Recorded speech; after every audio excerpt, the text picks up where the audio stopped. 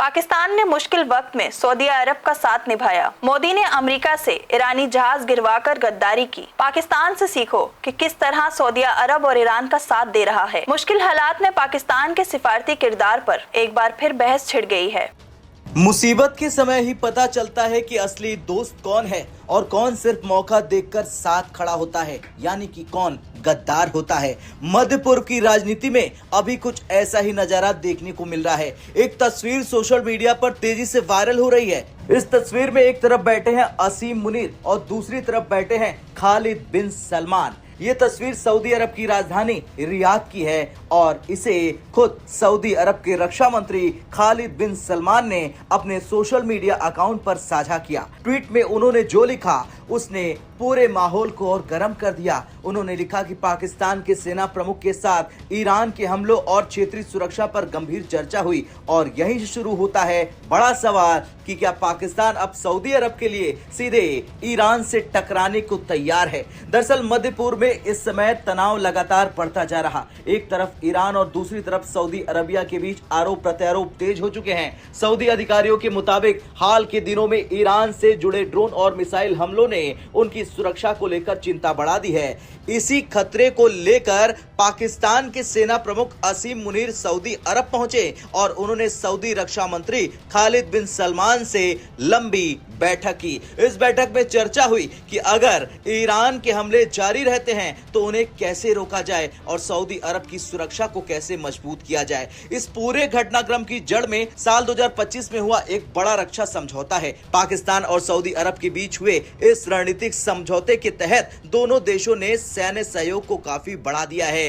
इस समझौते के अनुसार अगर किसी बाहरी ताकत की तरफ से हमला होता है तो दोनों देश मिलकर उसका जवाब दे सकते हैं। यही वजह है कि सऊदी अरब ने संकट के समय पाकिस्तान से सीधे बातचीत शुरू की। अब बड़ा सवाल यह है कि क्या पाकिस्तान ईरान से भिड़ेगा, क्योंकि पाकिस्तान और ईरान के रिश्ते पहले से ही उतने आसान नहीं रहे हैं। सीमा विवाद से लेकर आतंकवाद के आरोप तक दोनों देशों के बीच कई बार तनाव बढ़ चुका है। लेकिन अब अगर पाकिस्तान खुले तौर पर सऊदी अरब का साथ देता है तो इसका मतलब होगा कि ये सीधे ईरान के खिलाफ खड़ा हो सकता है। यही वजह है कि ये बैठक सिर्फ एक सामान्य कूटनीतिक बैठक नहीं मानी जा रही है। इस हाई लेवल बैठक में कई बड़े अधिकारी मौजूद थे। सऊदी अरब की तरफ से सेना प्रमुख फयाद बिन हमद अल रुवैली भी शामिल थे।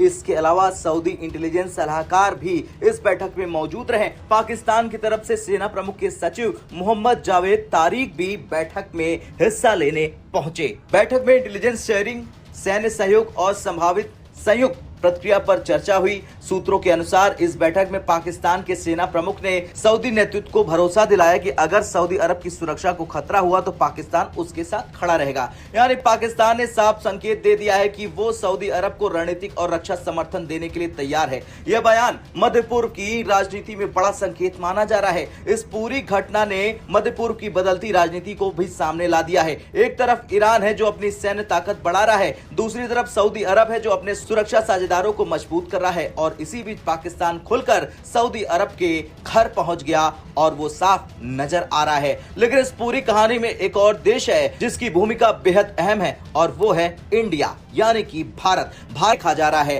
अब सबसे बड़ा सवाल है कि क्या ईरान समझेगा पाकिस्तान का रुख? अगर पाकिस्तान सऊदी अरब के साथ खुलकर खड़ा हो गया तो क्या ईरान इसे अपने खिलाफ कदम मानेगा? क्योंकि अंतर्राष्ट्रीय राजनीति में दोस्ती और दुश्मनी अक्सर हालात के हिसाब से बदल जाती है और यही वजह है कि इस बैठक की तस्वीर और बयान को मध्य पूर्व की राजनीति में बड़ा संकेत माना जा रहा है। खैर, मध्य पूर्व का ये संकट सिर्फ क्षेत्रीय विवाद नहीं है, ये पूरी दुनिया की रणनीतिक राजनीति को प्रभावित कर सकता है। एक तरफ ईरान है, दूसरी तरफ सऊदी अरब और उसके सहयोगी और इसी बीच पाकिस्तान का ये कदम नई भू राजनीतिक बहस को जन्म दे रहा है। आने वाले दिनों में ये देखना दिलचस्प होगा कि ये गठजोड़ किस दिशा में जाता है और इसका असर पूरे क्षेत्र पर क्या पड़ता है। अब अंत में आपसे सवाल, आपको क्या लगता है, क्या ईरान से पाकिस्तान ने गद्दारी कर दी है? हाँ या ना में कमेंट कर अपनी राय जरूर दें। आपको क्या लगता है कि आज भारत सरकार की चुप्पी, क्या ये बिल्कुल एक डेफनिंग साइलेंस नहीं है? चीख चीख कर ये चुप्पी चिल्ला रही है कि मोदी सरकार अभी भी चुप है। इतनी बड़ी ईरान युद्ध की आंच हमारे बाउंड्रीज पर मंडरा रही है, लेकिन हम कुछ बोल ही नहीं रहे। हमारे पास कोई आवाज ही नहीं है। अविचलित रह सकते हैं। बात तो ये तक भी आ रही, यहाँ जो आरोप लगाए गए, यहाँ पे जो इंटरनेशनल कम्युनिटी में आरोप ये तक लगाए जा रहे हैं कि इंडिया के पोर्ट्स का इस्तेमाल किया गया है इस काम के लिए। ये जो फ्रिगेट दुबई है, इंडिया के पोर्ट का इस्तेमाल किया गया, हालांकि यहाँ से डिनाई किया गया है, लेकिन अगर ये बात उड़ी भी है, आज भी है, तो डेफिनेटली भारत तो ऑलरेडी, जो कि प्रधानमंत्री मोदी इजराइल की यात्रा पे थे एक दिन पहले ही, इस हमले से एक दिन पहले, और वो यात्रा के बाद अचानक हमला होता है, उसी के बारे में बहुत ज्यादा सवाल उठाए जा रहे हैं कि क्या करने गए थे इतना जल्दी, क्या उनको खबर थी या नहीं थी तो क्या किया, और नहीं थी तो बताया, जो नहीं थी तो ठीक था, लेकिन आपको खबर थी और आपने किसी को भी कॉन्फिडेंस में नहीं लिया, किसी को भी नहीं बताया, तो आप जो है आप मतलब कर क्या इस तरीके से, कोई आप जैसे होता है ना, बच्चे खेलते हैं, छोटा मोटा सा खेल खिलौना खेलते हैं, छुपा छुपा के खेलते रहते हैं, तो सेम में थोड़ी देश की जो विदेश नीति है उसको आपके तरीके से तो नहीं चलना पड़ेगा ना। हम ये नहीं कह रहे कि चलिए हम आप मानते हैं कि आपने एक नीति के तौर पे आप ईरान के साथ नहीं खड़े क्योंकि एक मुसलमान मुल्क है, लेकिन यहाँ भी वैसे एक डायकॉटमी है भारत की राजनीति में, मतलब यहाँ इंडिया के शिया मुस्लिम को आप पटाते हैं, यहाँ पे अगर मुसलमानों के मुसलमान है वो, इसलिए, और मतलब आपने सब कुछ भुला दिया, और वो भी छोड़ दीजिए मैंने, लेकिन ये जो आपके बिल्कुल पड़ोस में और आपके मेहमान को मार गिराया गया है, उसकी एक फ्रिगेट को मार गिराया गया है, तो आपका उस पर बोलना बनता है। अदरवाइज जो आरोप आ रहे हैं ना कि आपके पोर्ट्स का इस्तेमाल किया गया है, इंडिया के पोर्ट्स का, ऐसे आरोप है, मैं नहीं कह रही हूँ ये, तो वो चीज तो एक बहुत बहुत सोचने वाली, आपके लिए बड़ा कंसर्न पैदा करने वाली चीज है। मतलब आप इतना बड़ा एक जिसको कहा जा रहा है कि ये थर्ड वर्ल्ड वॉर में ना कन्वर्ट हो जाए, ऐसी एक घटना हो रही है विश्व के पटल पे, और हमारा प्रधानमंत्री चुप है।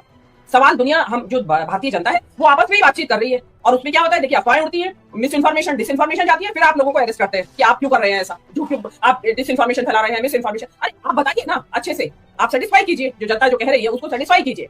लेकिन ये जो आप जो कर रहे हैं, ये नीलू जी, ये यहाँ से जो ट्रेड रूट है, बड़ा वाइटल ट्रेड रूट है जो यहाँ से निकलता है, ये इस वाइटल ट्रेड रूट पे अगर हमले इसी तरीके से शुरू हो गए, वो चाहे ईरान के हो या चीन के हो, जो कि हॉर्मुज स्ट्रेट से अगर ईरान ने केवल चाइना के शिप्स को इजाजत दी है, तो उससे एक, मेरे हिसाब से, मैं तो एक और इसका मतलब निकालती हूँ कि क्या कहीं ये युद्ध चाइना की इकोनॉमी को तहस नहस करने के लिए तो नहीं छेड़ा गया है, यह है चाइना का बैकडोर सपोर्ट है। लेकिन अगर ओपनली ये हो गया तो आप तो बिल्कुल, जब में आते आप बीच में, पता चला आपके ऊपर से मिसाइल जा रही है क्रॉस कर करके इंडिया कंट्री को, तो कुछ भी हो सकता है, एनीथिंग कैन हैपन। बहुत क्रूशियल टाइम है और बहुत डरने वाला टाइम है। सरकार को, जनता को आश्वस्त करना चाहिए और सच्चाई बतानी चाहिए। जी।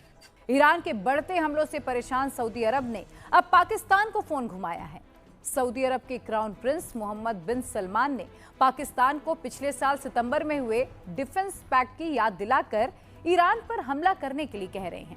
पाकिस्तान के फील्ड मार्शल आसिम मुनीर को वजीर आजम, शहबाज शरीफ को सऊदी अरब के शहजादों प्रिंस मोहम्मद बिन सलमान और उनके भाई शहजादा खालिद बिन सलमान ने क्लियर कट मैसेज दे दिया है कि बहुत हुआ जुबानी जमा खर्च, अब बिना देर किए ईरान पर हमला करो वरना अंजाम भुगतने को तैयार रहो। मोहम्मद बिन से बड़ी खबर है, यही सबसे बड़ा सवाल है कि अब मुनीर शहबाज शरीफ की हाइब्रिड हुकूमत क्या करेगी।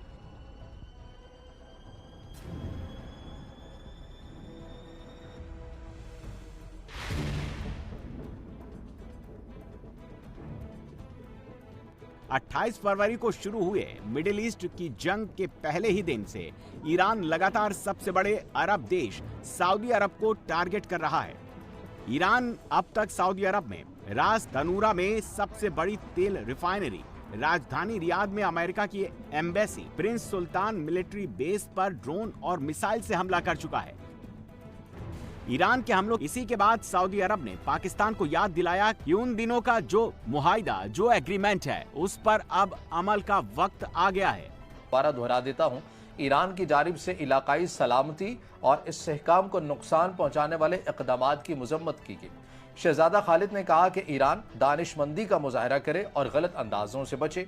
पाकिस्तान ने सऊदी अरब को मुकम्मल हिमायत का यकीन दिलाया, लेकिन बरह रास्त कोई कार्रवाई का ऐलान नहीं किया। इसके अलावा मुलाकात में पाक सऊदी बरादराना ताल्लुकात और तस्वीराती शराकतदारी की तोसी की गई।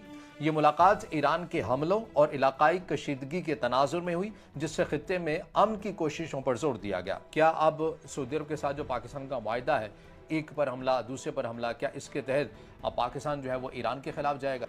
सऊदी अरब ने पाकिस्तान को वार्निंग क्यों दी, उसकी वजह समझ लीजिए।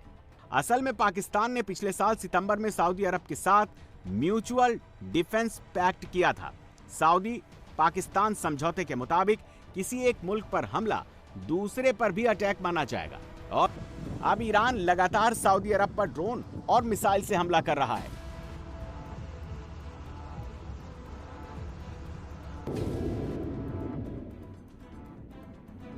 इससे सऊदी अरब के सब्र का बांध टूट गया।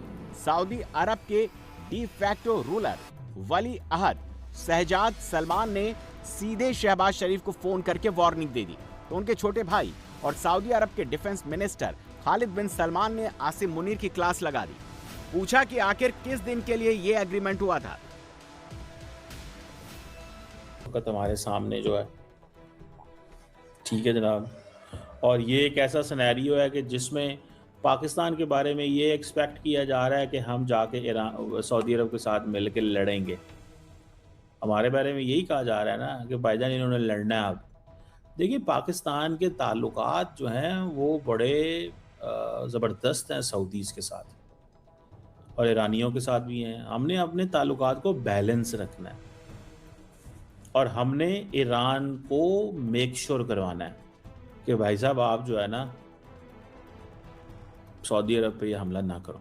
तो अगर आप सऊदी अरब पे हमला करते हो तो उसकी फिर आपको प्राइस भी पे करनी पड़ सकती है। इंटरेस्टिंग, मिनिस्टर इसहाक डार संसद में खड़े होकर कह रहे हैं कि हम बैलेंस बनाकर चल रहे हैं। ईरान सऊदी अरब के बीच इसहाक डार ने कहा कि उन्होंने ईरान से बात करके सऊदी अरब पर अटैक कम कराया। हालांकि इसहाक डार जैसे ही मिडिल ईस्ट से लौटे, ईरान ने सऊदी अरब पर ताबड़तोड़ हमले करके पाकिस्तान के दावों की धज्जियां उड़ा दी। अब पाकिस्तान के सामने दिक्कत यह है कि उसकी करीब 900 किलोमीटर लंबी सीमा ईरान से मिलती है। पाकिस्तान की 25 करोड़ की आबादी का 5वां हिस्सा यानी करीब 5 करोड़ शिया मुसलमान हैं, जिसकी खुली हमदर्दी ईरान से है। वहीं सऊदी अरब के साथ पाकिस्तान का रिश्ता हमेशा सिक्योरिटी प्रोवाइडर का रहा है। पाकिस्तान के 2000 सैनिक हमेशा सऊदी अरब में तैनात रहते हैं। इसके एवज में पाकिस्तान को अच्छी खासी रकम सऊदी अरब से मिलती है। पर इस वक्त जज्बाती तौर पर पूरा पाकिस्तान ईरान के साथ खड़ा है। जहां खित्ते की बदलती सूरत हाल ने कई सवालात खड़े कर दिए हैं। आलमी सियासत में फैसले किस हद तक हिकमत अमली के तहत किए जाते हैं और कौन सा मुल्क किसके साथ खड़ा होता है, ये सब आने वाले दिनों में मजीद वाज़ेह होगा। वॉन कराची की वीडियोस देखने के लिए हमारा चैनल सब्सक्राइब कीजिए और बेल के आइकन को क्लिक कीजिए ताकि आप हमारी तमाम आने वाली वीडियो से बाखबर रह सकें।